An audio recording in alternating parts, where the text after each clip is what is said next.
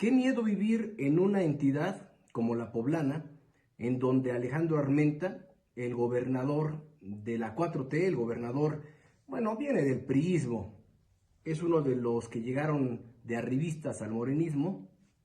Qué miedo estar presenciando las locuras de un gobernante que no acepta que se equivocó, aun cuando todo ha sido evidente, se equivocó.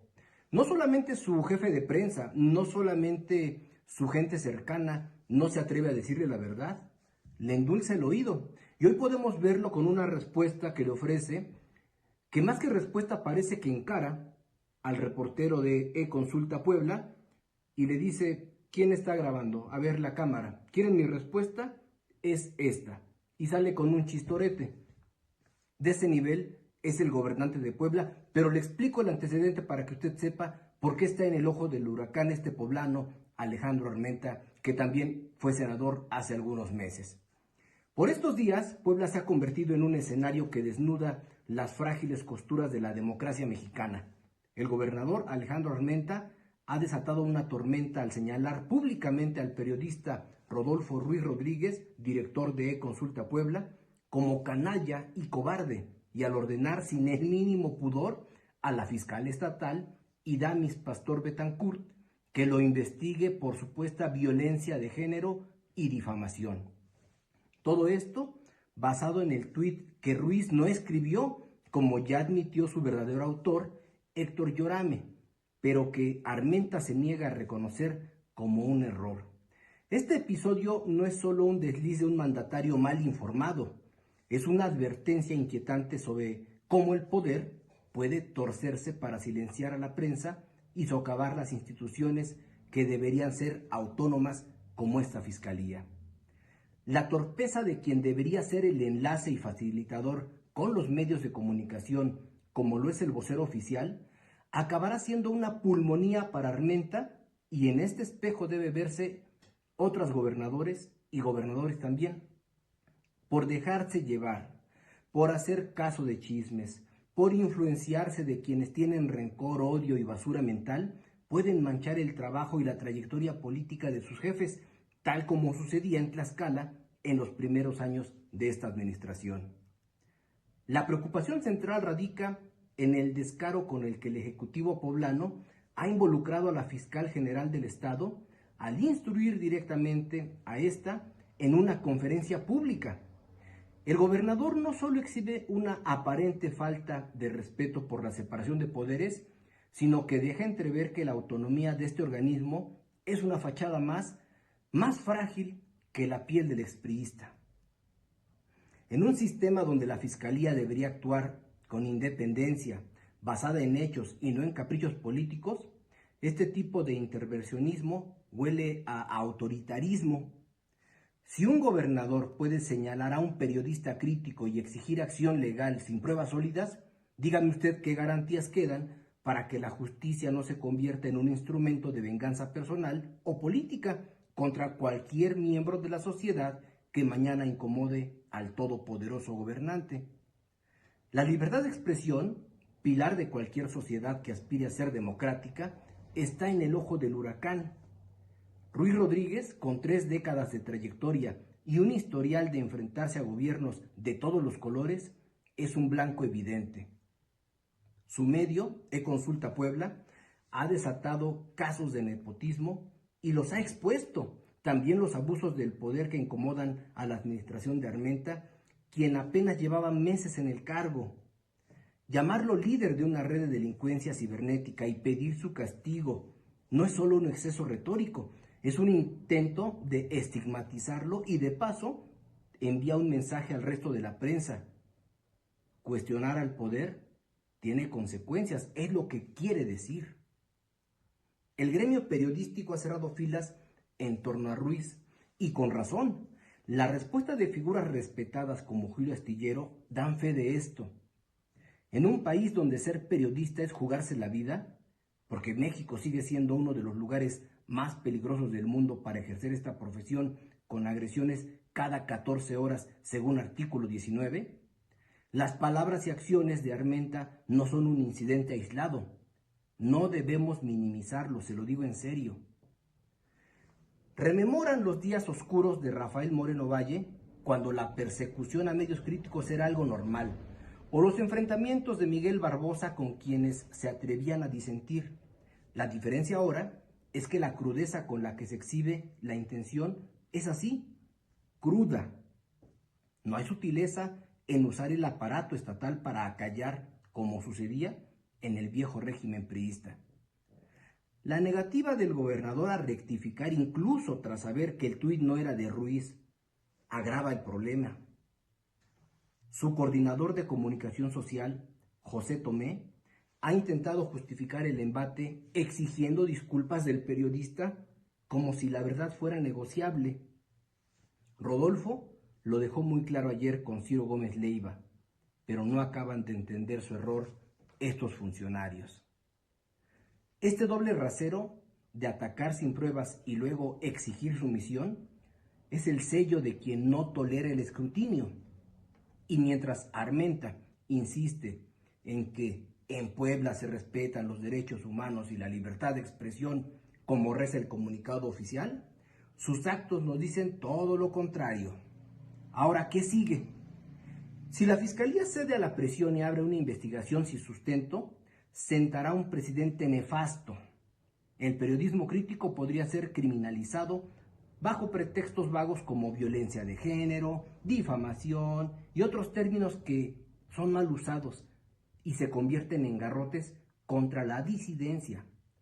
Podrán intentarlo, no lo dudo, pero ya están siendo vigilados y juzgados. La sociedad poblana y en especial su prensa no pueden permitir que este agravio se normalice. La autonomía de la Fiscalía y la libertad de expresión no son negociables. Son la última línea de defensa contra el abuso de poder. Y en Tlaxcala, esto debe ser observado con lupa, con atención y con una acción proactiva. Armenta tiene una opción: retractarse, reconocer su error y demostrar que su gobierno no repetirá los vicios del pasado. De lo contrario, este episodio quedará como una mancha temprana en su gestión y una advertencia de lo que está dispuesto a hacer para consolidar su control. En un estado con heridas abiertas por la intolerancia política, la prensa libre no merece otro cerco. Puebla no merece más silencio y ningún periodista debe quedar al margen de esta acción.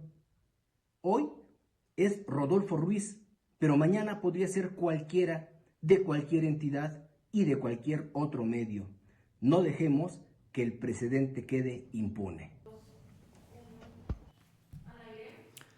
Qué locura con Armenta, qué locura con los gobernantes que se sienten intocables. La verdad es que lo que pasa en Puebla, ojalá no se repita en Tlaxcala, en Chiapas, en Jalisco, en Tamaulipas, San Luis Potosí. Esto no puede pasar, porque lo que hoy ha dicho este gobernante, este gobernador, realmente es de risa. No sé si usted lo vio, pero hace unos momentos hay una rueda de prensa y le pregunta a alguien de la mesa de enfrente ¿qué opinión le merecen las declaraciones de consulta? Voltea y dice, ¿cuál es la cámara de consulta? ¿Esta? Ok, esta es mi respuesta.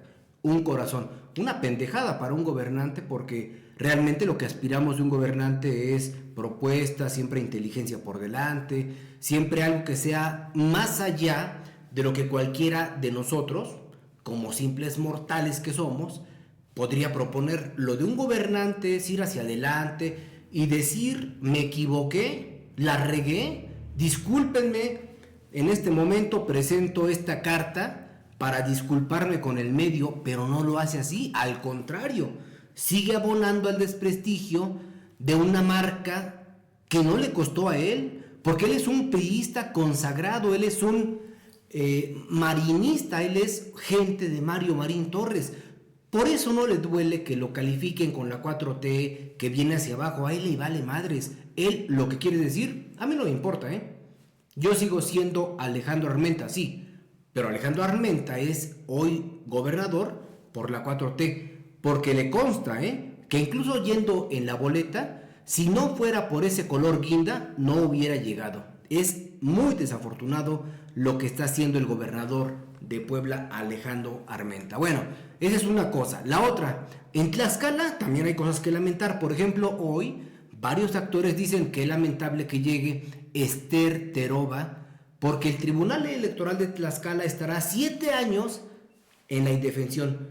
No sabemos si sea justificada o no la postura de los adversarios o de los enemigos, pero espérense, denle chance a Terova, vamos a ver cómo se comporta. Otro dato que le voy a dar a conocer es que este día el Congreso del Estado niega ampliación del presupuesto para municipios con laudos laborales. Esto es algo que usted tiene que conocer, es muy importante. También algo que debe de conocer para este día es que destinará el gobierno hasta 60,000 pesos para la renovación del transporte público. En lo personal, creo que no tendría que ser así. A ver, le explico por qué.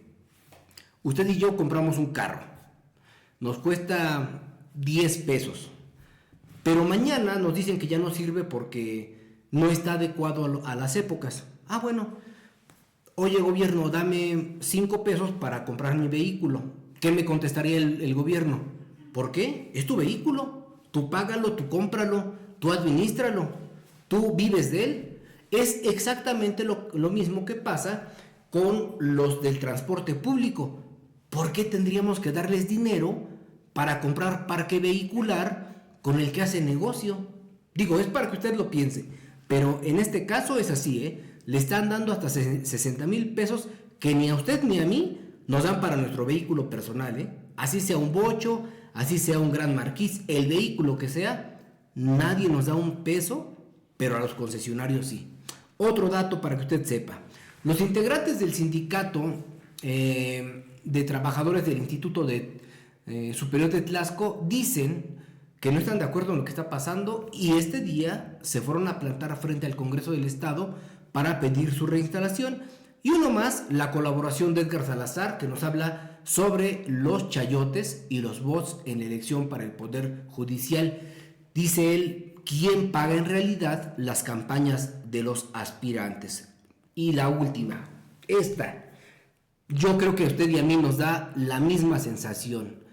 El gobierno mexicano está haciendo realmente un cambio al quitar al director de Birmex y está poniendo a otra persona. Yo le pregunto a usted, ¿cree que haya un cambio? Le voy a platicar qué es Birmex y si usted piensa que realmente a usted y a mí nos beneficia. Si no hay un beneficio, entonces nos está costando solamente pagar el cambio, pero quien va a llegar no va a hacer ninguna diferencia y ahorita se lo voy a dar a conocer. Déjeme ir a un corte y regreso para platicarle y para saludar a la gente que nos está conectando en este momento. Arquitecto Mauricio García, como siempre, un abrazo. Librado Muñoz, Víctor Manuel Cid, Dimuca Cam, Margot Castillo, Alejandro Tamayo, Ricardo Ruiz, Jerónimo Pérez, y aquí de este lado, Fer Choteo, Rogelio Conde, Archibaldo Iván y otras personas que están conectándose. Vamos rápido al corte y regreso para platicarle. Sin experiencia, sin trascendencia, llegó Esther Terova Cote. ¿Será la persona que espera el Tribunal Electoral de Tlaxcala? Ahorita se lo platico.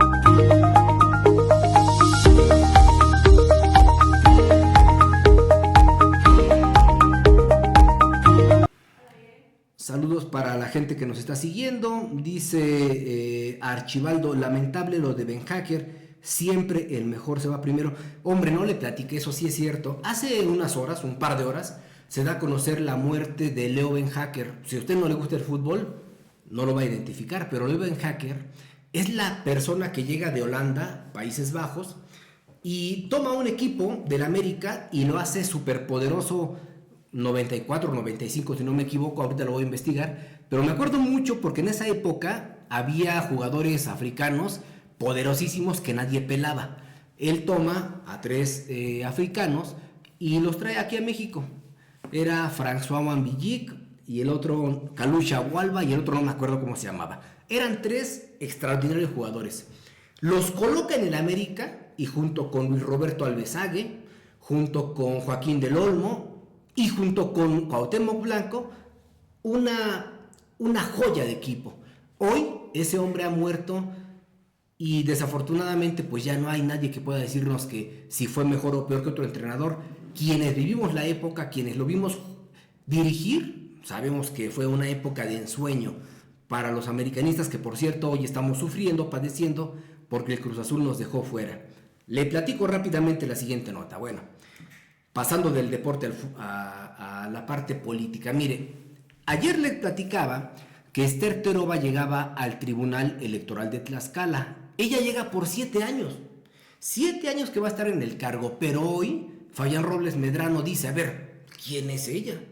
¿Quién es Esther Terova? Entonces, después de buscar sin éxito ser integrante del Tribunal Superior de Justicia del Estado en 2 ocasiones y una vez del Consejo de la Judicatura, por fin, dice Fabián Robles, por fin la suerte favoreció a Esther Terova Cote, quien este miércoles fue designada por mayoría de votos del Senado de la República como magistrada del Tribunal Electoral de Tlaxcala, pese a no tener experiencia en la materia. Esto lo dicen muy abiertamente varios.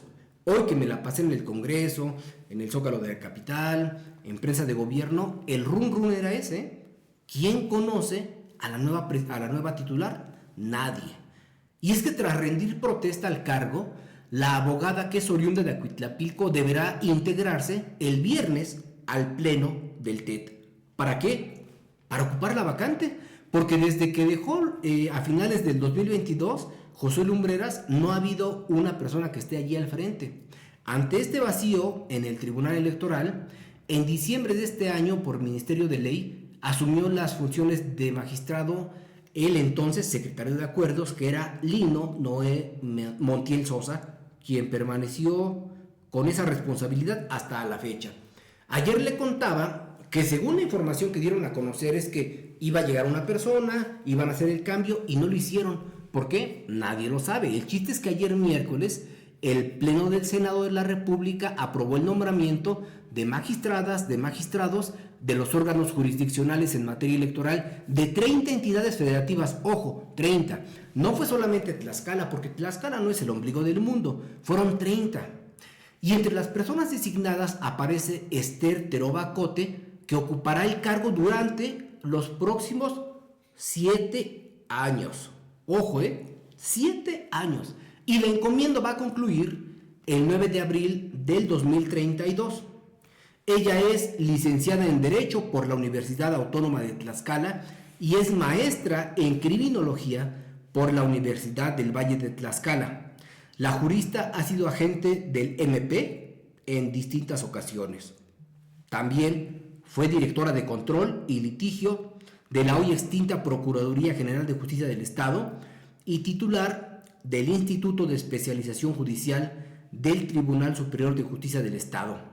Ella también fue aspirante a formar parte del tribunal para suplir en el 2016 a Ángel Francisco Flores Olayo. Aquella ocasión, la suerte no le acompañó y como magistrado propietario quedó Héctor Maldonado Bonilla y ella simplemente de suplente.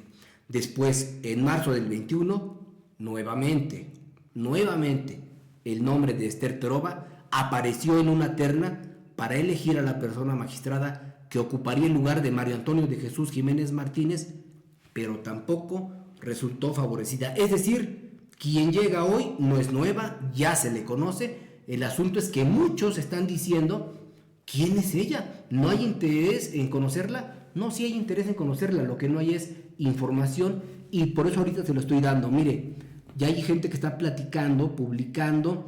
Dice Marión Castro, esas carcachas no deben ser apoyadas para renovarse, son empresas particulares. Así es. Granados Montiel, lamento la muerte del holandés, fue y marcó una época en el América. Saludos para Margot Castillo, el arquitecto Mauricio García, Librado Muñoz, Víctor Manuel Cid, Alejandro Tamayo, Ricardo Ruiz, Jerónimo Pérez. Dice Jerónimo Pérez, saludos Martín, Alejandro Tamayo, también para ti un abrazo. Lorena Flores hasta Chiautempan, un abrazote. Don Rogelio Conde, un abrazo para usted. Dice Alejandro Tamayo, Esther Teroba Cote, egresada del Departamento de Derecho de la UAT, generación 80-85. A mi comadre Aida Flores Muñoz, un abrazo para ti. Víctor Manuel, expresidente de la Comisión Estatal de Derechos Humanos. Y le platico esto, fíjese, este día el Congreso negó la ampliación de presupuesto para municipios con laudos laborales. Esto lo vimos hoy en el Congreso, pero la información es de Juan Luis Cruz Pérez de la Jornada de Oriente y le platico cómo va. En lo que va de este 2025, al menos 8 ayuntamientos han solicitado ampliación presupuestal para enfrentar diversas obligaciones como el pago de laudos laborales. Sin embargo, el presidente de la Comisión de Finanzas y Fiscalización del Congreso local, Vladimir Zainos, pidió a los alcaldes, ojo, generar los acuerdos, negociaciones y diálogo a fin de saldar los recursos propios con esas resoluciones. Lo anterior, tras reiterar que parte de los integrantes de la 65 legislatura local no habrá ninguna asignación extraordinaria para hacer frente a esos pendientes financieros que tienen esas comunas. En castellano, no les quieren dar billete. De acuerdo con la correspondencia recibida por el Poder Legislativo, los municipios que han solicitado ampliación presupuestal para atender los temas de laudos laborales son, y apúntele, Apetatitlán, Tlatelulco, Zacatelco, Yauquemencan, Tlaxcala, Chiautempan y recientemente el municipio de Contla de Juancoamatzi. En todos los casos, la respuesta de la Comisión de Fiscalización ha sido la misma y cito textual: no hay viabilidad porque ese tipo de situaciones deben ser consideradas en la planeación de su presupuesto y es una responsabilidad que tienen los municipios. Abundó que ya llevaron 4 meses donde pudieron ubicar el tema presupuestal y creo, dicen ellos, que es muy importante a estas alturas que puedan tener un contexto muy claro de esa responsabilidad que tienen en sus adeudos. Es decir, no les van a dar billete fácil y se van a tener que rascar con sus propias uñas. Vamos a ver rápidamente esta información. Se comprometen autoridades municipales y estatales a reforzar acciones de seguridad para mantener la paz social. Vea usted la nota. Autoridades de los gobiernos municipales, estatales y federales se comprometieron a realizar acciones para mantener los niveles de seguridad en Tlaxcala con el objetivo de garantizar la paz social. Esto durante la 10ª reunión de la Mesa Interregional para la Construcción de la Paz en Zacatelco.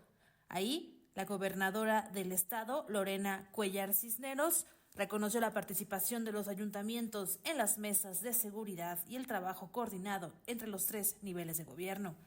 Agradeció la presencia de los presidentes municipales y mencionó que el trabajo conjunto de los 3 niveles ha permitido que Tlaxcala se posicione por 30 meses consecutivos como la entidad con menor incidencia delictiva en el país, con 494 delitos, de acuerdo con datos del Secretariado Ejecutivo del Sistema Nacional de Seguridad Pública.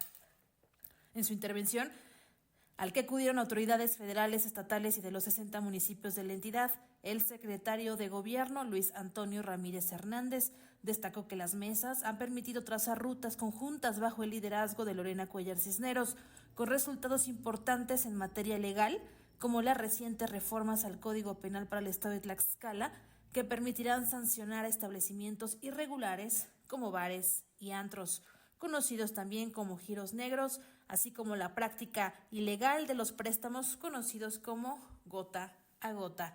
La información completa sobre esta reunión de la Mesa Interregional para la Construcción de la Paz en Zacatelco en la página de internet www.martinrodriguezhernandez.com. Dice Marión Castro, esas carcachas, bueno, otra palabra ahí, esas pinches carcachas no deben ser apoyadas para renovarse, son empresas de particulares. Fercho Teo, saludos Martín, saludos para ti Fercho. Julio César Zárate, Villic y Calusha fueron 2 joyas de esa época, qué triste, así es Julio, así es. Cuarta transformación, un abrazo para ustedes. Fercho Teo, dice Espinosa Regina, ojalá que castiguen a los policías corruptos y ladrones que nos dejan sin nada. Claro, la corrupción no debe ser permitida. Fernandito Guzmán, ¿cómo podemos ver fallas en el sistema penal, pero no en lo nacional? Ok, está bien. Antonio Aquiaguas, un abrazo para ti, mi hermano. Macarena Campos, ¿cómo me puedes apoyar para una denuncia? Apúntele usted. Mándeme la denuncia al correo noticias@martinrodriguezhernandez.com y al otro que es innombrablemx@gmail.com y con todo gusto le damos espacio a la denuncia.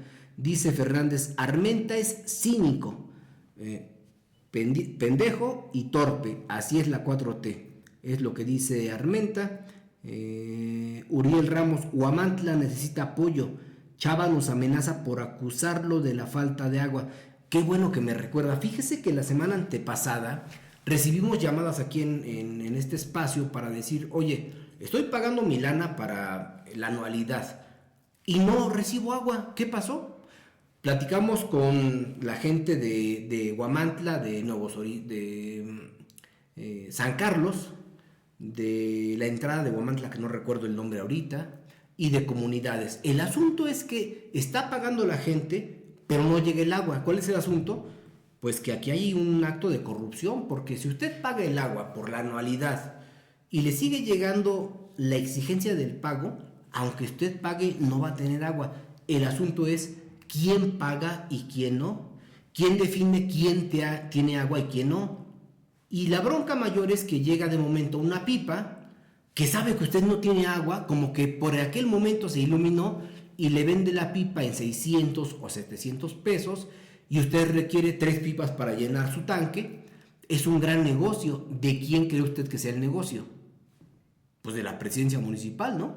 Eso es lo que dice la gente y por eso el comentario que aquí me hacen llegar dice, nos amenaza por acusarlo de la falta de agua. Es evidente que el gran negocio ayuda a algunos para las operaciones y quitarse la grasa de más, pero a otros más, como la gente que tiene familia, pues los perjudica, porque nadie puede pagar en un momento 1,500, 1,800 o 3,000 pesos por llenarme la cisterna. Lo que pasa en Huamantla es, perdón que se lo diga, pero es culpa de la gente que votó por Salvador, así de sencillo. Dice Tadeo Gutiérrez Martín, saludos desde Tepeticpac, saludos para ustedes.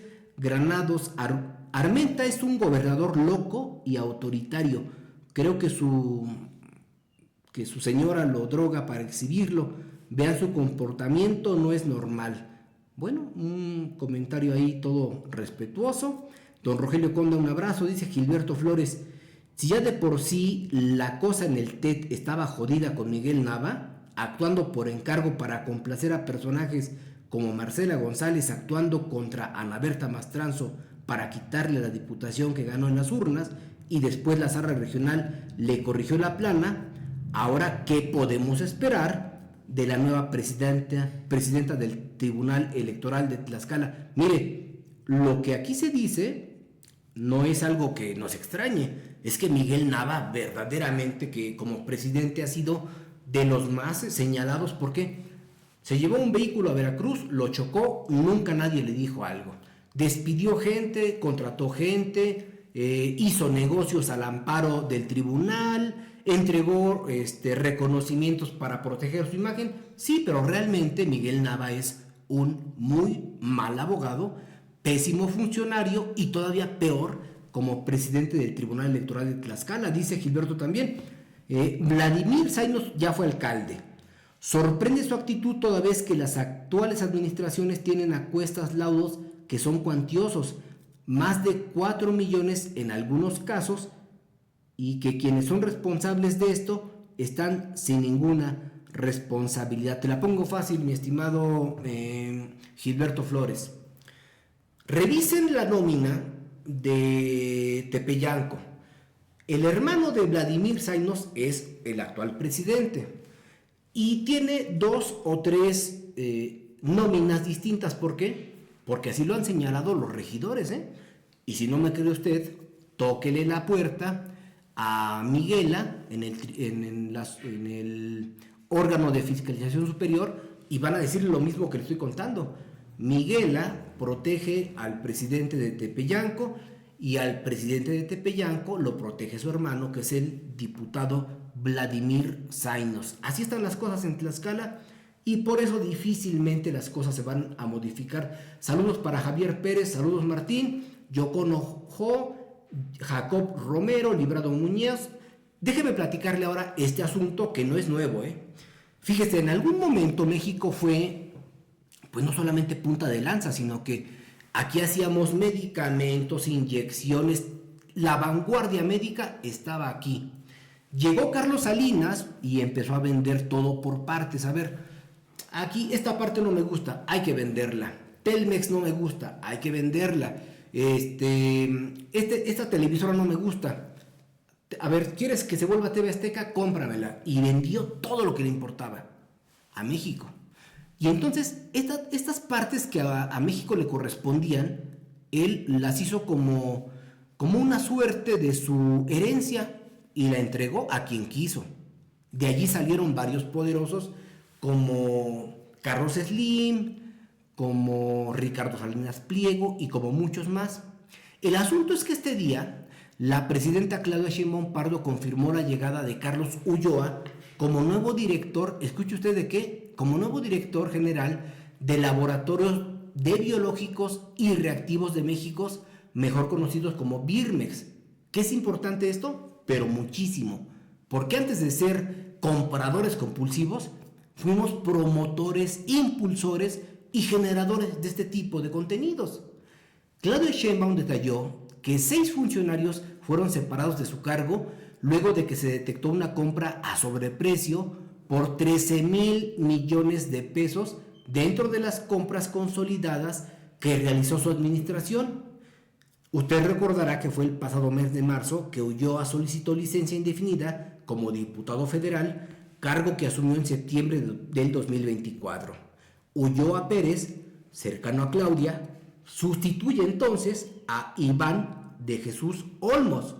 Escuche usted esto, este hombre dirigía Birmex cuando se encontraron irregularidades en la compra consolidada de medicamentos del 2025 y 2026. Este hombre cercano a la 4T hacía negocios con las compras consolidadas y el problema es que ahora México se ha quedado pues realmente viendo pues en la indefensión, a ver si de casualidad alguien se acuerda que fuimos potencia en esta materia.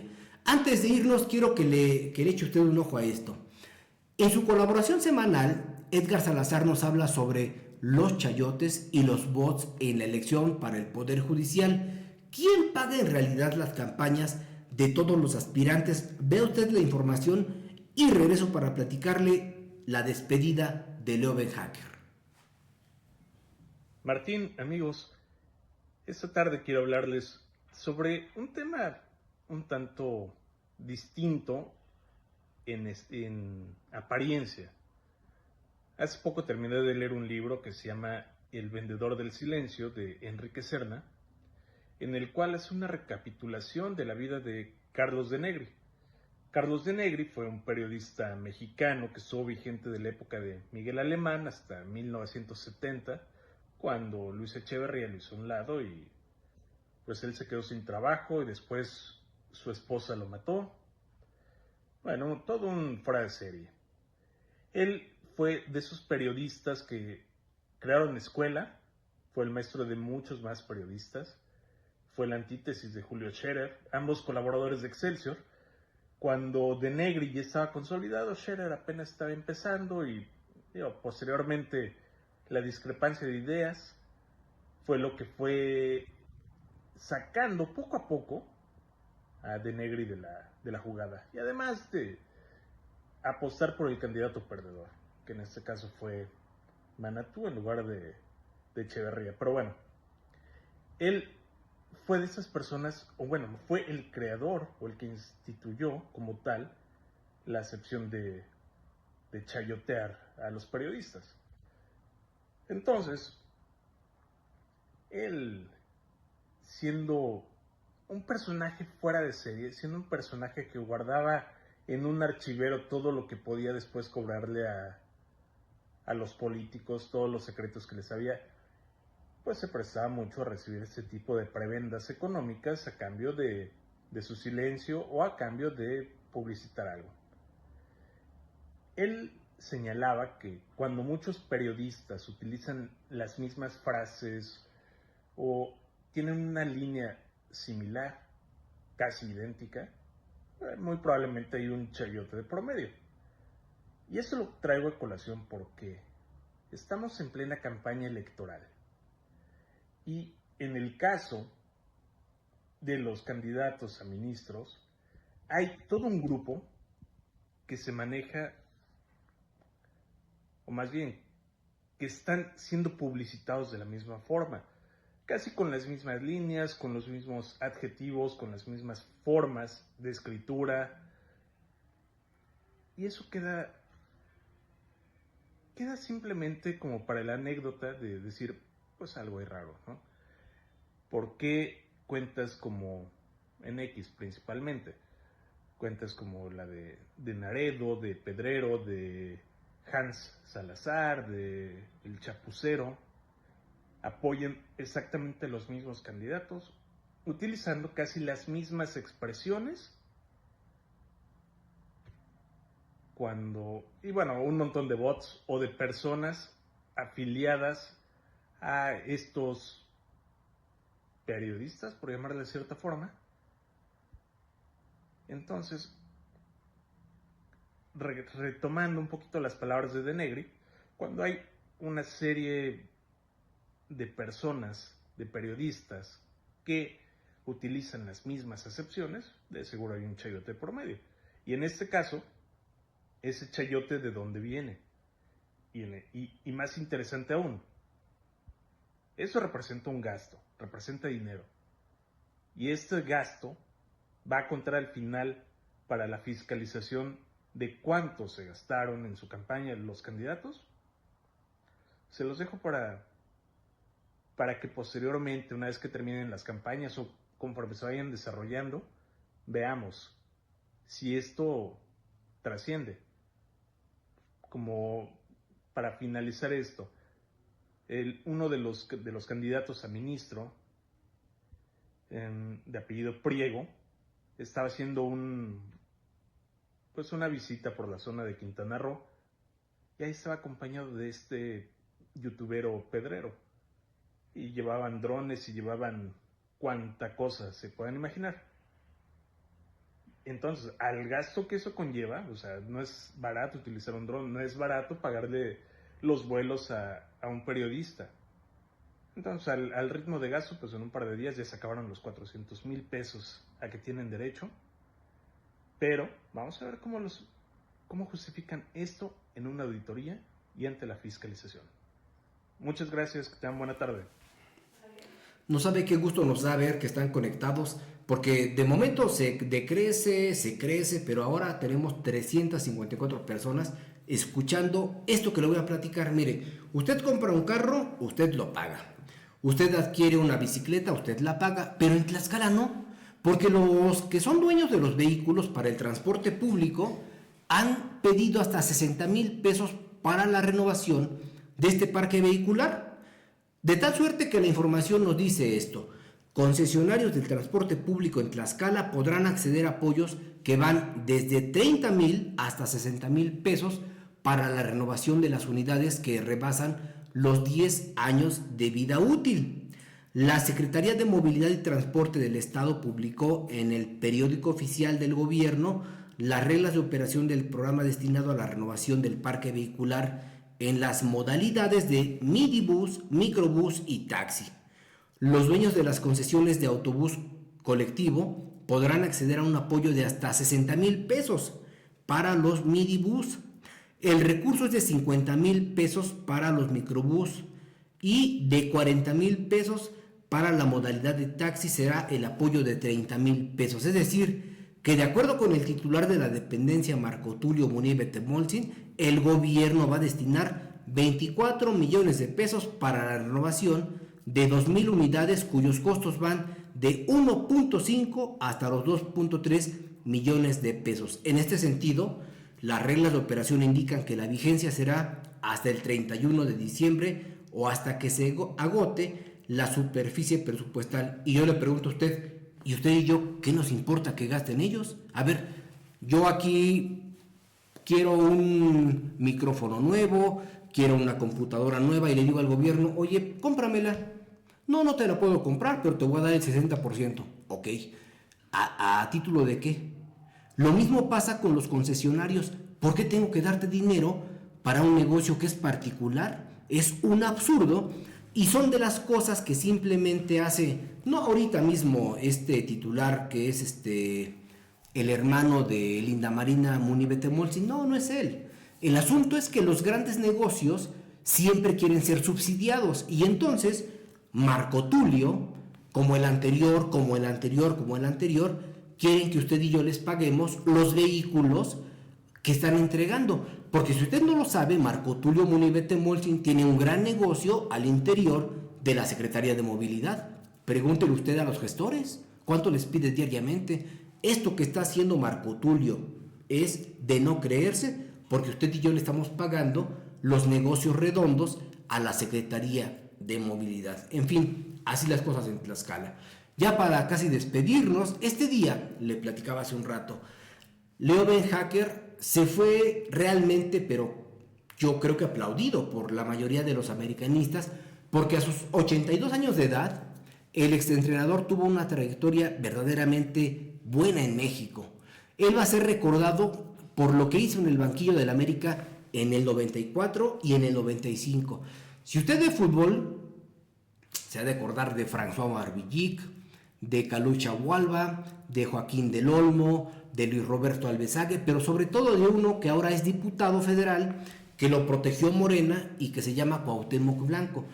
Ben Hacker fue un hombre que en serio marcó la vida, no solamente del americanismo, sino de gente como el Tuca Ferretti, que hace unas horas dio a conocer que quien le da la posibilidad de ser campeón con las Chivas es este hombre, Leo Ben Hacker. Véalo usted, es un hombre que usted y yo identificamos, pero por mucho. Así que desafortunadamente hay que decirle adiós a este holandés que hizo una época enorme con el América de los 90s. Todos hemos de recordar las tardes gloriosas, los goles enormes que hizo el equipo de Leo Ben Hacker, que después se fue de México, nos dejó a Villic.